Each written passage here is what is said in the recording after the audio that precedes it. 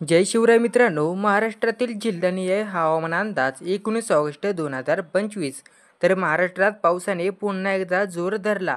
आज 19 ऑगस्ट 2025 राज्यातील अनेक जिल्ह्यांमध्ये मुसळधार पावसाचा इशारा देण्यात आला असून काही भागांमध्ये अतिवृष्टीमुळे जनजीवन विस्कळीत होण्याची शक्यता वर्तवण्यात येत आहे.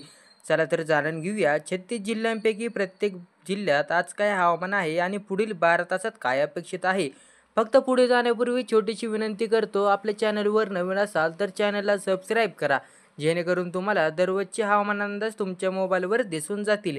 तर पहिलं, मुंबई शहर व उपनगर या जिल्ह्यामध्ये रेड अलर्ट आहेत आणि अतिवृष्टीचा धोका आहे. पुणे घाट विभागासह प्रचंड पाऊस, विजांचा कडकडाट सोबतच धरणांमधून पाण्याचा विसर्ग सुरू. लोकांनी नदीकाठ न जाण्याचं आवाहन करण्यात आले. तर तिसरा जिल्हा ठाणेमध्ये जोरदार सरी आणि वाऱ्यांचा वेग वाढलेला आहे. पालघरमध्ये समुद्रकिनारे वाऱ्याचा जोर आणि मासेमारांना सतर्कतेचा इशारा. रायगड, रत्नागिरी, सिंधुदुर्गमध्ये कोकणातील भागात मुसळधार सरी आणि दरड कोसळण्याचा धोका. सातारा घाट विभागात घाटमाथ्याला अतिवृष्टी, भूस्खलन होण्याची शक्यता आहे. सोलापूर, बीड आणि जालन्यामध्ये मराठवाड्यातील अतिवृष्टीमुळे पूरस्थिती निर्माण होण्याची शक्यता आहे. ऑरेंज अलर्ट असलेले जिल्हे मध्यम ते अतिवृष्टी. अमरावतीमध्ये मध्यम ते जोरदार पावसाचा अंदाज आहे. गडचिरोलीमध्ये विजांच्या कडकडाटासह जोरदार सरीचा अंदाज आहे. नाशिक, कोल्हापूरमध्ये नदी पातळी भरू शकतात, खबरदारी घेणे आवश्यक. सांगली, अहिल्यानगरमध्ये जमिनीची धूप, शेतात पाणी साचण्याची शक्यता आहे. येलो अलर्ट असलेले जिल्हे, या भागात हलका ते मध्यम पाऊस पडू शकतो. नागपूर इथे हलक्या सरी, विजांच्या कडकडाटाची शक्यता आहे. सोबतच वर्धा, यवतमाळ, वाशिम, बुलढाणा, विदर्भात अधूनमधून पावसाच्या सरी पडतील.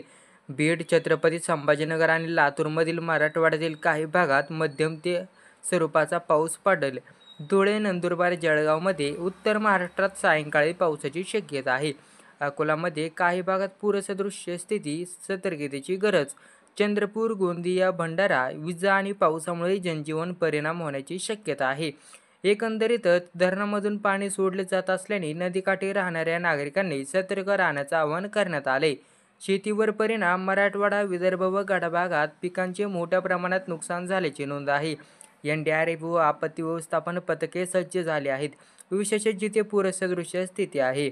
आता नागरिकांसाठी महत्त्वाच्या सूचना. अनावश्यक प्रवास टाळावा. विजा व वाऱ्यांच्या गडगडाटात सुरक्षित ठिकाणी राहावे आणि नदी, ओढे, घाट परिसरात जाणे टाळावे. स्थानिक प्रशासनाच्या सूचनांचे पालन करावे.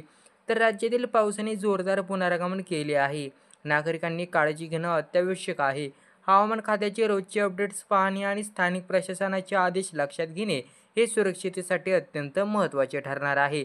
तर पुन्हा भेटू एका नव्या व्हिडिओमध्ये. तोपर्यंत धन्यवाद.